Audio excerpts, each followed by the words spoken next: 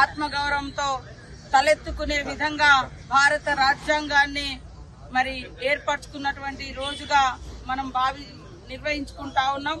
Doctor BR Ambedkar గారు అంటేనే icon of knowledge. ఆయనకున్నటువంటి గొప్ప మేధస్సు, ఆలోచన, మరి అదే విధంగా అనుభవించినటువంటి కష్టాలు, కన్నీళ్లు అవన్నీ కూడా భవిష్యత్ తరాలు అనుభవించకూడదు, ఆ బాధలు అనుభవించకూడదనే దాన్ని చట్టబద్ధత అంటే హక్కులను చట్టబద్ధం చేసినటువంటి మహనీయుడు. కానీ కొంత ఈ సమాజంలో ఇంకా దుర్మార్గమైనటువంటి వ్యక్తులు ఏం ఆలోచిస్తున్నారంటే భారత రాజ్యాంగం అంటే కేవలం ఎస్సీ ఎస్టీలకే ఉపయోగపడుతుందని. కానీ ఎస్సీ ఎస్టీలకు రిజర్వేషన్స్ తో పాటు భారతీయులందరి యొక్క మనుషులు అనేటువంటి వాళ్ళందరి యొక్క హక్కులను కాపాడేది భారత రాజ్యాంగం. అంత గొప్ప రాజ్యాంగాన్ని ఇచ్చినటువంటి మహనీయుడు డాక్టర్ బిఆర్ అంబేద్కర్ గారు. ఆనాడు ఈ యొక్క మరి రాజ్యాంగాన్ని ఆమోదించడంలో ఆనాడు పండిట్ జవహర్లాల్ నెహ్రూ గారు, సర్దార్ వల్లభాయ్ పటేల్ గారు, ఇలా ఎంతో మంది మహనీయులు మరి యొక్క రాజ్యాంగాన్ని పార్లమెంట్ లో పెట్టి ఆమోదింపజేసి ఇప్పటికే 75 సంవత్సరాలు అవుతుంది.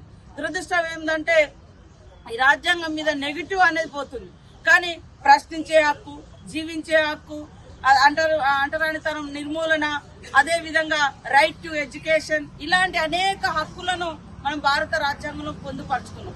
అందులో మరి అందరికి సంబంధించి ఒక లౌకిక రాజ్యం, నీ మతము, నీ కులము, నీ ఆత్మగౌరవం నువ్వు కాపాడుకునేటువంటి స్వేచ్ఛ నీకుంది అని. కానీ ఈ రోజు అవన్నీ తుడిచిపెట్టాలనేటువంటి ఒక దుష్ప్రచారం జరుగుతుంది. అప్పుడు ఎస్సీ ఎస్టీలకో బీసీలకో కాదు అన్యాయం జరిగేది, మానవులు అనేటోళ్ళందరికీ అన్యాయం జరుగుతుంది. రాజ్యాంగం అతి గొప్ప ప్రజాస్వామిక వ్యవస్థ ఈ భారతదేశంలో ఉంది అంటే దానికి ప్రధాన కారణం డాక్టర్ బిఆర్ అంబేద్కర్ గారు.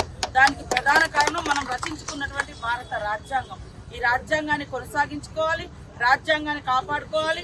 రాజ్యాంగము ప్రతి పల్లె వరకు, ప్రతి ఇంటి వరకు చేరే విధంగా అది ఒక ప్రచారం కూడా జరగాలి. నీకు ప్రశ్నించే హక్కు అక్కడ ఎస్సీయా, ఎస్టీయా, బీసీయా, ఓసీ అని కాదు, మాట్లాడే హక్కు ఇచ్చింది ఈ రాజ్యాంగం. నువ్వు నోరు మూసుకో అంటే లేదు, నాకు మాట్లాడే హక్కు ఇచ్చింది రాజ్యాంగం అని మనం కొట్లాడగలుగుతున్నామంటే అది రాజ్యాంగం యొక్క